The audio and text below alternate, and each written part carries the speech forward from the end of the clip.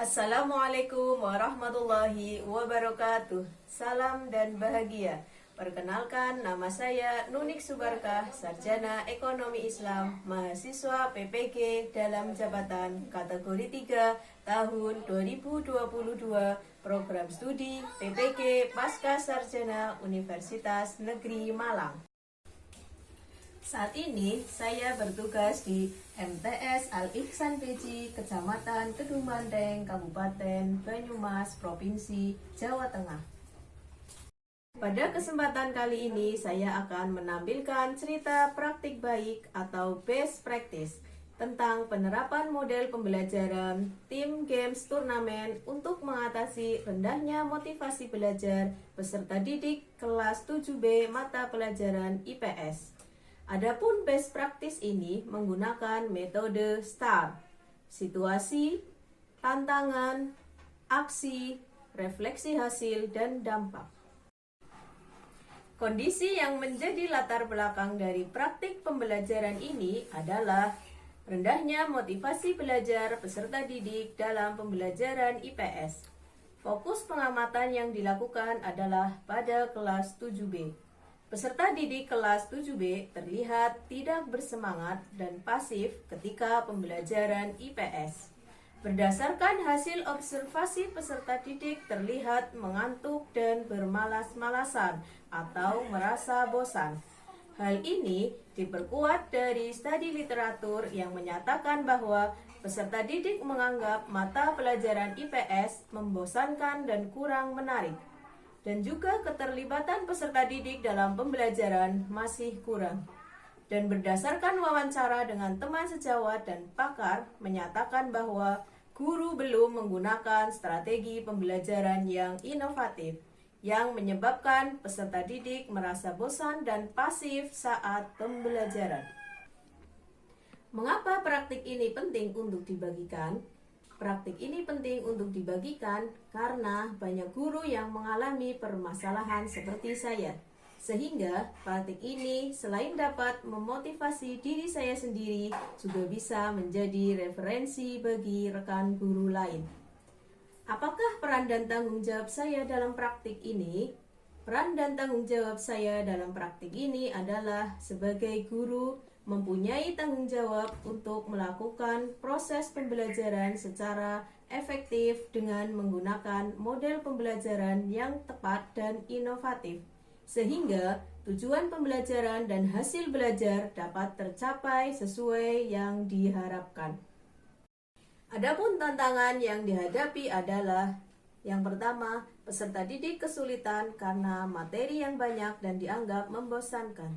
Yang kedua, pemilihan model pembelajaran belum tepat untuk mengatasi rendahnya motivasi belajar.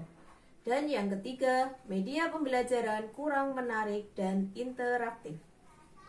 Yang terlibat dalam kegiatan ini adalah yang pertama, kepala sekolah sebagai pemberi praktik sekolah. Yang kedua, guru praktik sebagai fasilitator pembelajaran. Yang ketiga, peserta didik kelas 7B sebagai kelas praktik. Yang keempat, rekan sejawat sebagai pemberi masukan dan pengambil gambar praktik mengajar. Yang kelima, Waka Sarpras sebagai penyedia sarpras penunjang. Langkah-langkah yang dilakukan dalam menghadapi tantangan yaitu yang pertama, pemilihan materi pembelajaran. Guru harus memperkaya sumber literatur. Guru juga bisa mengaitkan materi dengan kejadian yang kontekstual. 2. Pemilihan model pembelajaran. Guru memilih model pembelajaran yang inovatif, tim, games, turnamen, atau TGT. Kelebihannya sebagai berikut. Melibatkan peserta didik secara aktif dalam pembelajaran. Penerapan model ini seperti sedang bermain. Yang ketiga, pemilihan media pembelajaran. Gambar dan slide PPT untuk penyampaian materi. LKPD diskusi kelompok sebagai pendalaman materi. Kartu soal sebagai kegiatan inti model TGT. Bagaimana hasil dari aksi TGT? Hasil dari penerapan model pembelajaran Team Games Turnamen sangat positif. Dari hasil observasi yang dilakukan, terjadi perubahan meningkatnya motivasi belajar pada materi, jenis-jenis lembaga sosial dan fungsinya kelas 7B mata pelajaran IPS di MTS Al-Ihsan PJ. Apakah hasilnya efektif? Penerapan model pembelajaran Team Games Turnamen atau TGT terbukti efektif untuk meningkatkan motivasi belajar karena melibatkan secara aktif peserta didik dalam proses pembelajaran, menuntut gerak cepat dan kerjasama dalam kelompok secara kompak. Dan model pembelajaran ini sendiri bagi peserta didik nampak seperti sedang bermain. Faktor keberhasilan dari strategi ini adalah karena persiapan yang baik dimulai dari menganalisa secara bertahap permasalahan pada peserta didik sehingga dalam proses penyusunan strategi pembelajaran bisa tepat sasaran. Guru juga harus mau keluar dari zona nyaman, mau menerima masukan untuk perbaikan diri, dan mau mencoba berinovasi dengan model, media, dan juga memperkaya referensi literatur.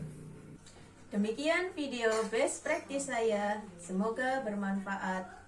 Wassalamualaikum warahmatullahi wabarakatuh.